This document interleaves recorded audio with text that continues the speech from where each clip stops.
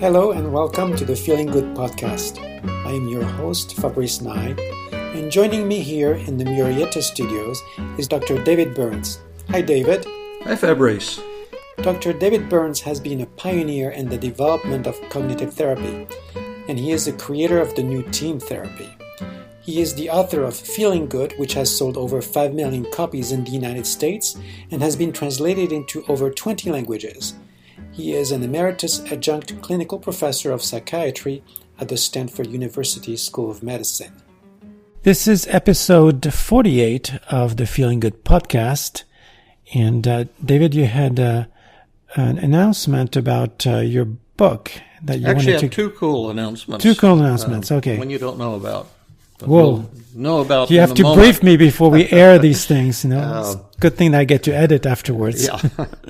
The first thing is I get a lot of questions on different topics, and I've had many email inquiries from website visitors and podcast listeners if there's going to be an Arab edition of Feeling Good, because Feeling Good has been translated and published in 30 or 35 countries or more. Yeah. And Turkey, but that's not apparently an Arabic version. And so I just got this letter from my publisher at HarperCollins, dear so-and-so, who had asked about the Arab possibility of an Arab translation. Thank you for your interest in Feeling Good. An Arabic edition will be published by Jarir Bookstore, Jarir. We can update you on the availability of the book if you would like a copy for personal use. I'm just checking with the publisher for a date. If you have further questions, please do not hesitate to let us know. And this is Janice Suguitan. I don't know how you pronounce it, Suguitan. And her email is janice.suguitan, Suguitan, at harpercollins.com. All right.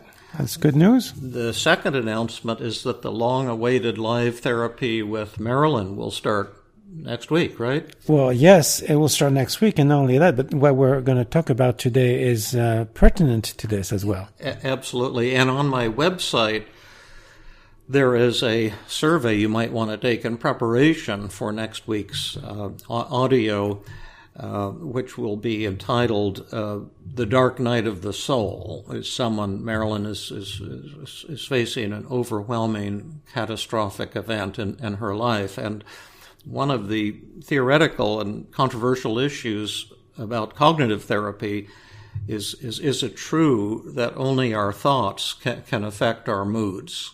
Isn't it true that if something horrible happens, like the planes going into the September 11th into the Trade Center, something as catastrophic as that, people think, well, that would be enough to cause anyone to be upset. You don't have to put a thought in your mind before you get depressed or angry or anxious. Right.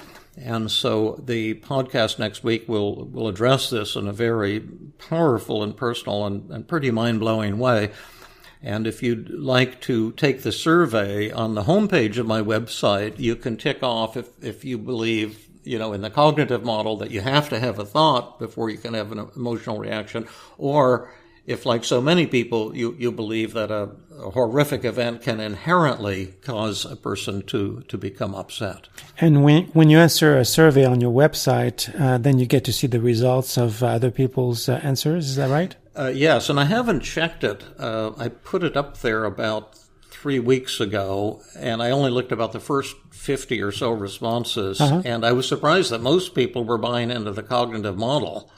I thought most people... Amazing. Well, maybe, because when I ask in workshops, how many of you believe that a horrible event can inherently make you upset without a thought, almost every hand goes up. So maybe I didn't set the survey up correctly, but at any rate... the wording of the question, perhaps. Yeah, perhaps. But anyway, check it out if you like. All right, very good. So today we're going to talk about relapse prevention training.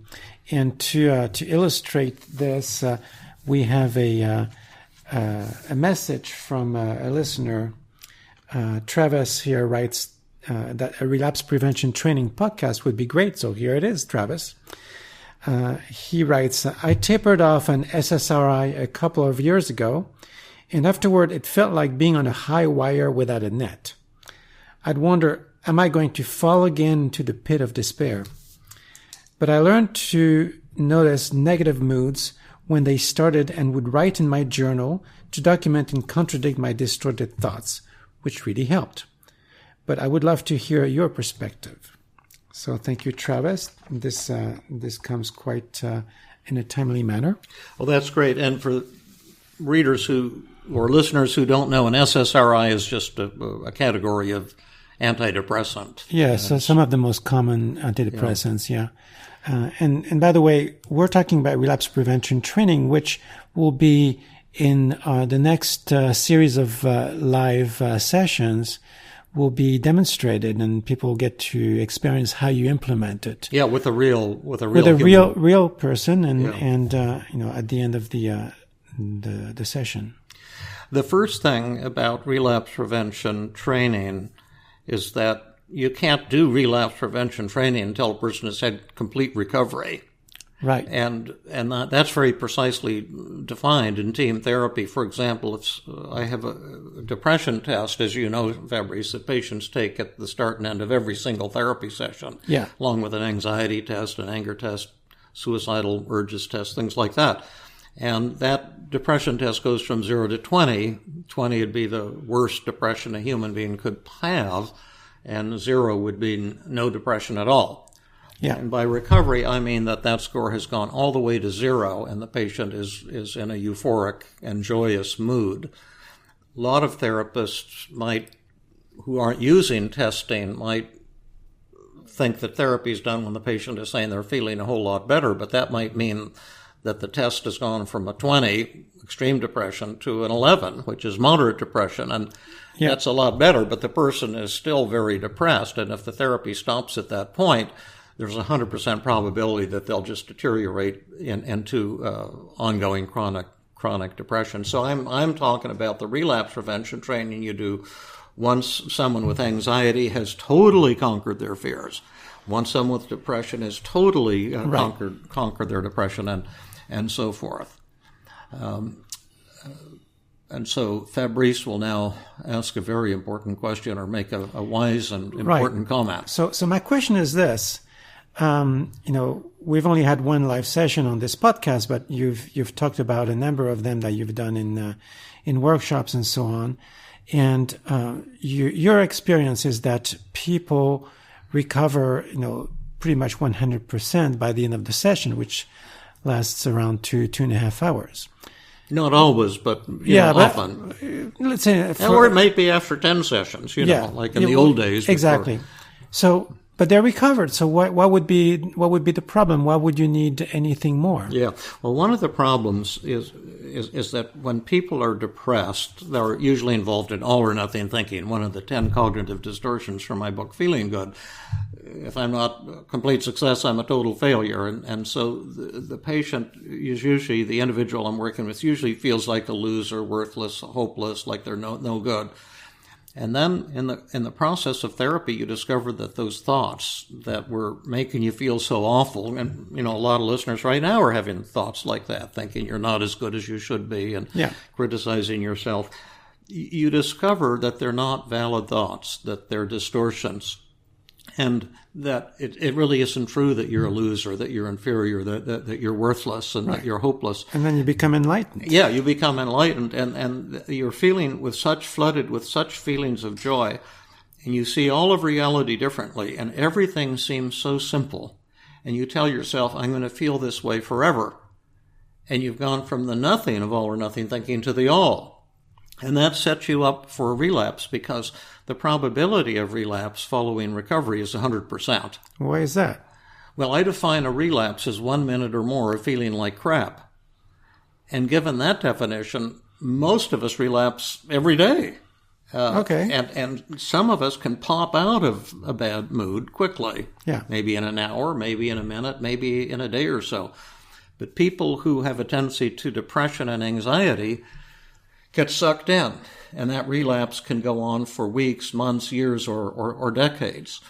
And so I want my patients, first of all, to know it's an irreversible certainty, an undeniable certainty that these negative thoughts will come back. This euphoric mood that you're in will not last indefinitely. And no one is entitled to be happy all the time. In fact, Albert Ellis, who we talked about last week, once wrote a paper called The Impossibility of Maintaining Consistently Good Mental Health. Oh. And he was just making the same point, that we're inherently flawed human beings. It's a part of human nature to kind of beat up on yourself in one way or the other, and to be prone to anxiety, insecurity, depression, shame, rage, things like that. And so the question isn't, will the patient relapse, but will they know that they're going to relapse and be prepared for it ahead of time? And so relapse prevention training is all about preparing the patient for relapse, so they'll know exactly what to do. And there's three parts to it. You don't think that the work they do in the session is enough to prepare them? Well, yes, I take a last session with each patient to prepare them for the relapse. The work that brought them from depressed to healthy, you don't think that's a preparation enough for the relapse? Well, I know for a fact it will not prevent relapses from coming. There's some kind of a stupid Buddhist statement that you can't stop the birds from landing in your hair, but you can prevent them from building a nest there. It's kind of stupid because, a bird never lands in your hair. So, but the building a nest there part makes sense. Okay. And so I advise the patient that I want you to relapse because the first time you got better, you were working with me and it seemed like magic. And that's called feeling better. But once you've had a relapse and you broke out of the relapse and got back to enlightenment, I call that getting better, because now you know you can do this anytime you need to for the rest of your life. And there's three keys to relapse prevention training. Okay. What are they, David? Well, thank you for asking, Fabrice. One key, you see, we talked last week about the fact that in Team CBT we use really 50 or 100 techniques drawn from a dozen or more schools of therapy. And you never know quite what technique is going to work for a person. It could be the cost-benefit analysis. I remember treating a woman who had had horrific childhood abuse, sadistic child abuse when she was 5 years old and went on for years. And after trying, I'd say, 15 or 20 cognitive techniques, she had the thought, I was a dirty little girl. Mm-hmm. It was all my fault. If anyone knew what happened to me, they'd think I liked it. And she'd been, for 40 years, struggling with horrible shame and depression and giving herself those messages. And I tried, I would say, at least 20 cognitive therapy techniques that were totally ineffective. And then the technique that blew her mind and caused her finally to recover after 40 years of horrible depression was the cost-benefit analysis. What are the advantages and disadvantages of telling yourself you were a dirty little girl, and suddenly we came up with a benefit for her that she hadn't realized. And once we came up with that, it was a simple matter to address that and give her a technique that made her depression disappear entirely. Now, if her depression ever comes back, that technique will always work for her. That's the first part. Whatever technique works for a person, the first time I treat them, will always work for that person. And in my chart, I would circle it before I discharge the patient. So I would know if this patient ever comes back, use the cost-benefit analysis. Okay. Or we talked in an early podcast about a woman who came to me with 10 years of refractory, horrific depression and panic attacks. Yeah. And on her panic attack, she would think, I'm about to have a heart attack and a stroke and die or suffocate. And the technique that worked for her after 20 techniques had not worked. was the experimental technique. Yeah, when you have a panic attack, let's try to have a heart attack. Try to bring on a heart attack. Do jumping jacks, do strenuous exercise, and find out if you really are going to have a heart attack. And although that terrified her, within 6 minutes of aerobic exercises, she suddenly realized she wasn't about to have a heart attack or a stroke or whatever, and her panic and depression went to zero, and she became euphoric. Well, any time in the future when she has a panic attack, she has to use that jumping jacks technique. And in the next 22 years, she had only one panic attack, used that technique, and the panic attack disappeared within 5 minutes again, and she didn't even need to come in for a session. So she just had one relapse then. Which is unusual, actually, because most of us get upset more often than once in 20 years. For me, it's more like once in 20 minutes. That's very very crucial to the patient know that.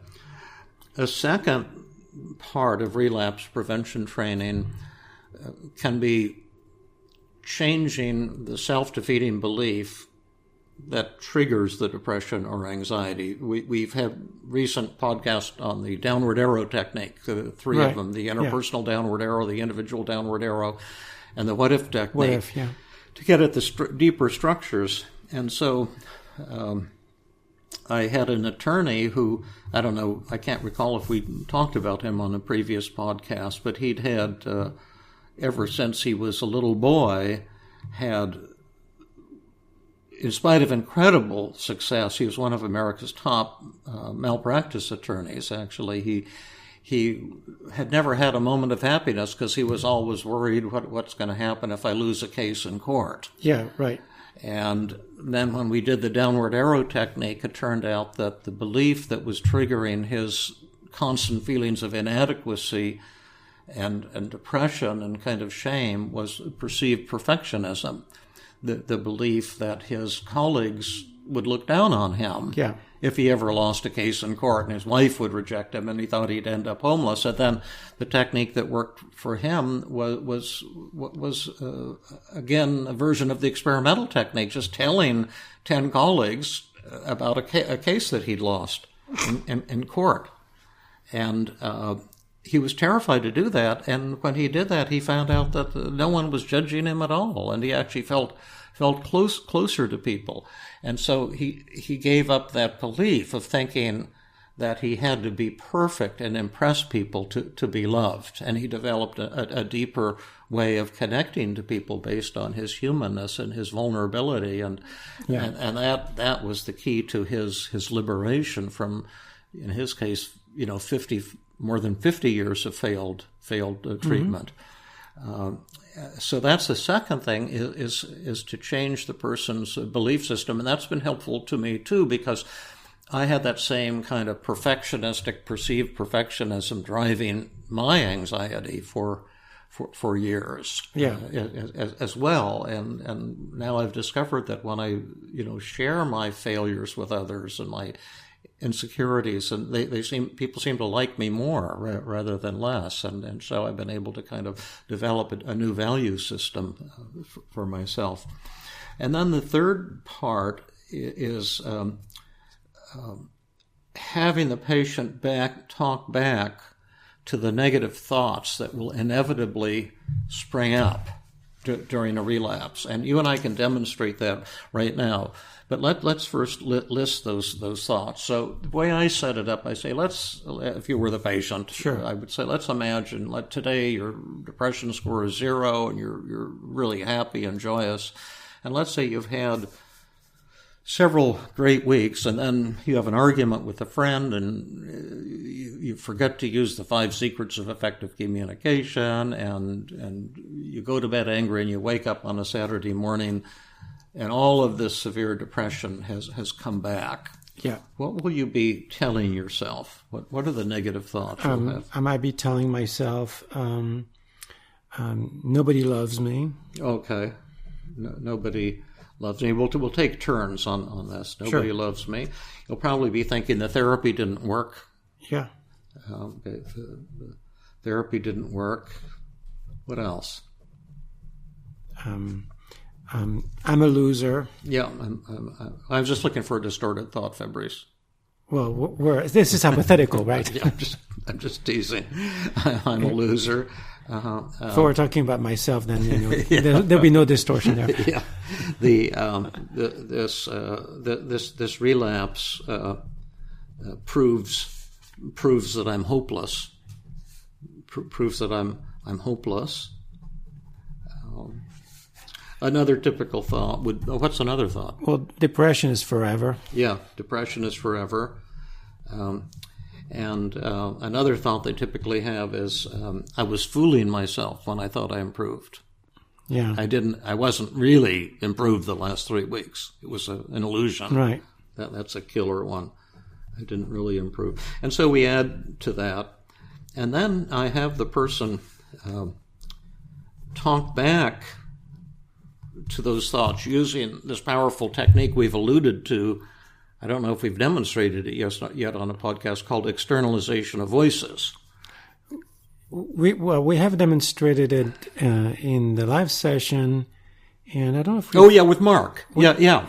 And we will with we haven't Marilyn. really talked about it very much, which actually is we need to fix that because this is very important. We'll do that. Fix it right now. Externalization is one of the first cognitive therapy techniques I developed way back in the 1970s, and the reason I developed it was Beck had 5 or 6 techniques that were good, like examine the evidence and the experimental technique and the Socratic method of Socratic questioning, but they were a little dry and limited, and I thought we needed something more dynamic and powerful and emotional to help people change these negative thinking patterns. And so the way this goes is, let's say if you were my patient, let's say you've recovered today, you're happy today, and we're going to imagine it's 3 weeks down the line, and I'm going to be that negative voice in your brain, and you're going to be the positive voice in your brain. Yeah. And so what is your name, Fabrice?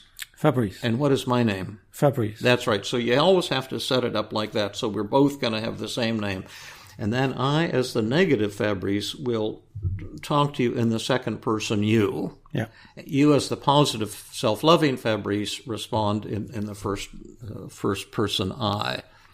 And we'll take these thoughts one at a time. And I'm going to start with thought number 2 here. Fabrice, I know you were real excited about the therapy, and you had those 3 happy weeks, but today you're more depressed. You woke up more depressed than you've ever been in your entire life, and that proves that the therapy didn't actually work. That doesn't prove anything. Dr. Burns really told me that there would be relapse, and life has this way of coming at you with downturns. But I do have some good tools that I learned during the therapy, and so that doesn't really necessarily prove it. I don't see how that'd be the case. Okay, now who won? Would you say? I won. Big or small? Big or huge? Big, huge. Yeah. Huge, right? Yeah. Now, if the patient hasn't won huge, we do a role reversal, and we do role reversals back and forth until it's huge. But since yours definitely was huge, then as the therapist, I would just continue to attack you until we've obliterated all of these thoughts. Yeah. Now, we'll do that, but keep in mind, I also had the patient record this. You can record it on a cell phone. Yeah. And then tell them when the relapse comes, listen to this recording. If you can't spontaneously talk back to the thoughts. So anyway, well, you defeated me on that thought that the therapy didn't work, but there's another thing I wanted to remind you about, Fabrice. Oh, yeah? Yeah. You got into an argument with your friend last night and went to bed angry, and this proves that nobody loves you. No, actually, it may be that right now my friend is kind of pissed off at me, and I could understand that. But he's a good friend, and that does not necessarily mean that he doesn't love me. But that's one friend. I have lots of friends, and I have other people who love me. So who knows? Maybe there are some people who don't love me, but that doesn't mean that nobody loves me. Okay, who won? I did. Big or small? Big. Big or huge? Big. Not huge. Well, maybe not quite. Big. It's big. Okay, I thought it was great. Let's do a role reversal, see if we can beef that one up. Okay, so, you just had this argument, Fabrice, and really that proves that nobody loves you. It just sounds like so much bullshit to me. That's the kind of thinking I used to do when I got so depressed, this massive overgeneralization. The fact is, I had an argument with a friend last night, and we kind of got pissed at each other, and that's human nature, and we've talked it over in the past. I have some tools I can use that I learned in therapy, the 5 secrets of effective communication, and I need to use those tools again, and I'm certain that he and I can work this out and develop a really solid friendship again. We've argued before and we'll argue in the future, and this is just a bump in the road of life. Everyone experiences this. Okay, who won this? Well, what would you say? Well, it seems like you won it. Big or small? I thought it was huge. Huge? Okay. Yeah. All right, good. But you'd have to make sure the patient thinks it's huge, and then we'll go on to another negative thought, and I'll be the negative Fabrice again. But, Fabrice, this relapse proves that you're hopeless. That would be a gross exaggeration. This relapse proves that Dr. Burns was right. And I feel quite empowered to deal with this. I know that I can mend relationships. I know that I can come out of my depressed mood.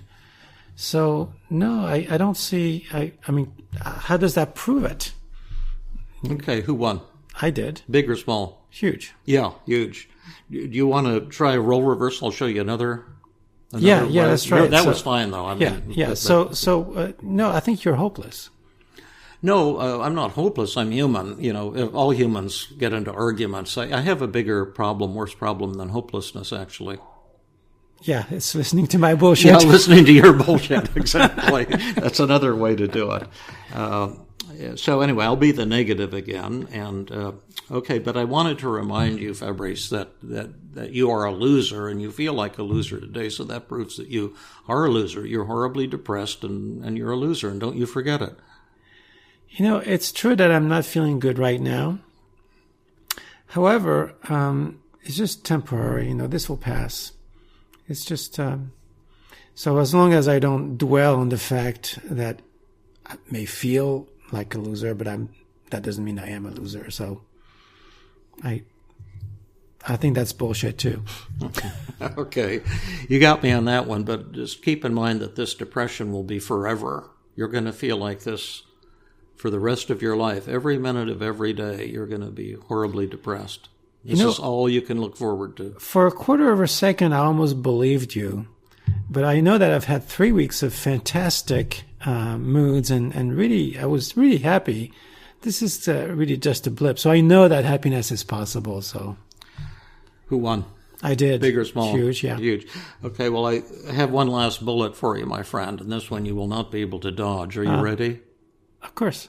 You only thought you were feeling happy the last 3 weeks, but you were fooling yourself. You didn't really recover because under the surface you were that same worthless human being the whole time. And now you see the truth about yourself in your life. Is that awful? That sounds like some... I cannot begin to say that this has nothing to do with my experience. And besides, perception is reality. Okay, who won? I did. Big or small? Huge. Huge, right. And so that's how you do it. And I never let a patient go to be discharged unless they fired me, dropped out. But I always did this before I terminated a patient from treatment.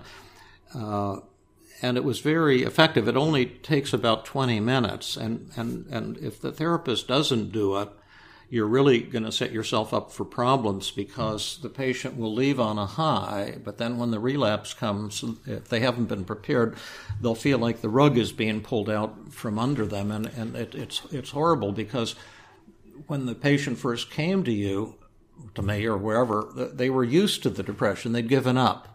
They thought this is the way it's going to be. And then when they have a taste of joy and euphoria, it just blows their mind.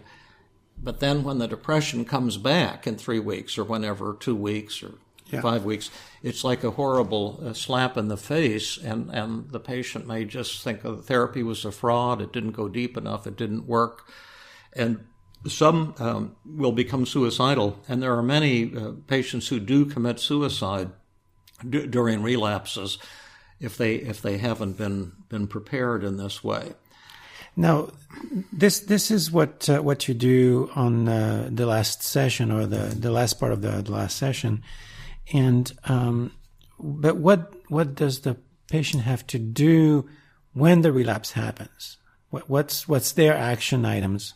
Well, what they need to do is to use the same technique that helped them the first time around. You know, if it was a cost-benefit analysis. Part one, the technique that was identified. Writing down the thought, identifying the distortion, whatever technique, they have to do that. And they need to listen to this tape of hearing themselves, blast these negative thoughts. Yeah. But what I actually told my patients is at discharge, I told my patients, actually, I've never terminated a patient from therapy, and I never will. You're my patient for the rest of your life, and I really hope you'll relapse, because if you don't, I'll never see you again. And we're just getting to know each other, and then you went and recovered on me after 6 sessions or whatever, but I'm really proud of you. But as long as you're alive and I'm alive, if you ever have a mood that you can't break out of on your own, you just call me, and I can generally schedule you from, a cancellation within 24 hours, and we'll do our thing again. And that seemed to relax my patients as well, that they knew they'd have me there if they ever needed me. And out of the 35,000 plus therapy sessions I've had, and I know you're aware of this, but I've only had maybe 8 or 10 patients who ever came back for a tune-up after discharge. Mm-hmm. And in those cases, all except one, it was only 1 or 2 sessions to tune the patient up, and then they were out of there again, because I knew the technique that worked for them, and we just used that technique, and it would work again. And so for me, in my experience, relapse prevention training seems to have worked. This isn't a scientific study. I'm not making that claim. It's just my natural observation from the clinical work I did. But I think that it's real easy to do this, and I think it's very effective. I think what's hard to learn to do is to bring about that total recovery, the total initial recovery, and that's crucial.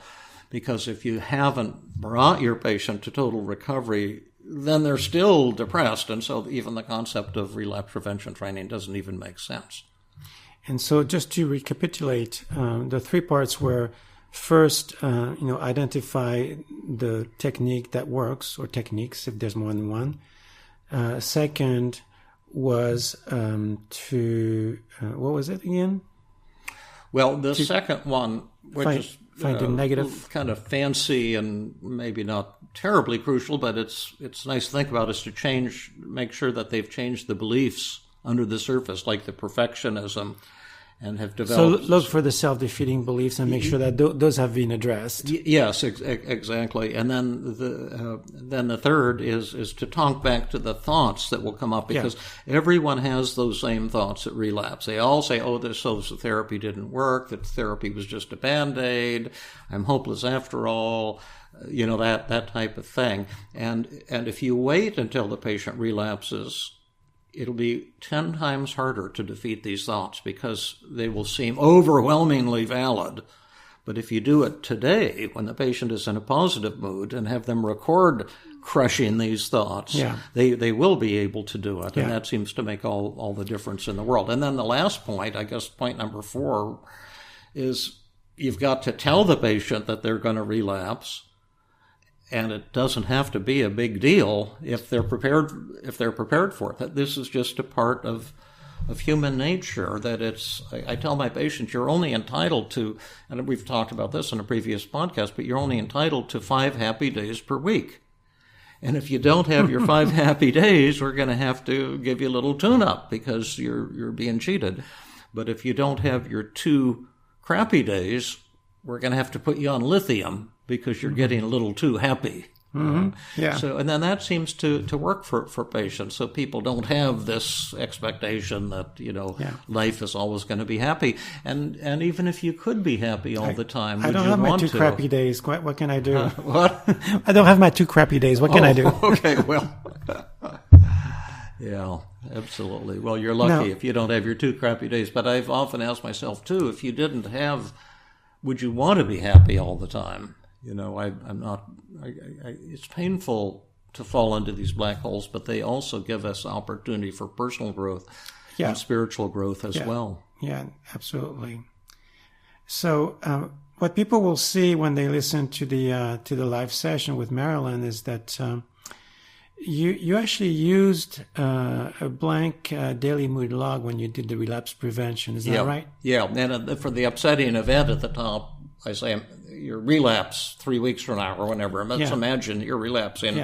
Have them circle all the emotions that they're going to have at the relapse: hopeless 100, angry 100, depressed 100, anxious 100, ashamed 100, and then list the negative thoughts and how much you're going to believe them when the relapse comes, and then identify the distortions in the thoughts, just like we always do on the daily mood log, and then talk back to them in the way that we just modeled. So essentially in writing, you create a worst-case scenario. Yeah. Because if you can defeat that, well, you can defeat anything else, right? Yeah. But you've got to do it ahead of time, because I always tell them it's like the devil's waiting for you, hiding behind a tree. Yeah. And if you are not ready for him, he's going to pop out right when you least expect it and say, I got you now. Yeah, you're really worthless. Do you see it now? And you will see it because it looks that way when you're depressed. Yeah. All those thoughts. It's very convincing. Yeah, they're so distorted and so unrealistic and so fraudulent, and yet they've got you in a total hypnotic spell when you're depressed. Yeah. And I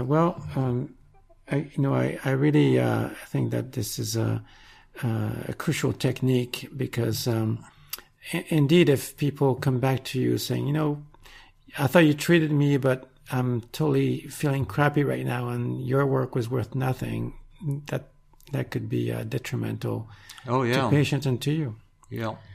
One thing I wanted to mention, if we're done with this, is that for people who are listening to this podcast as it is published, what's happening right now, since we pre-recorded this, is that you're doing your intensive in Burlingame in the Bay Area.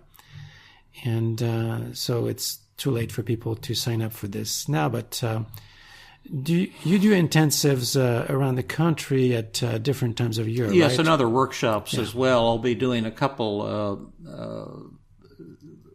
workshops either in the fall or in the spring. We might postpone them to January, February down in Southern California on we're bringing back the old And It's All Your Fault workshop.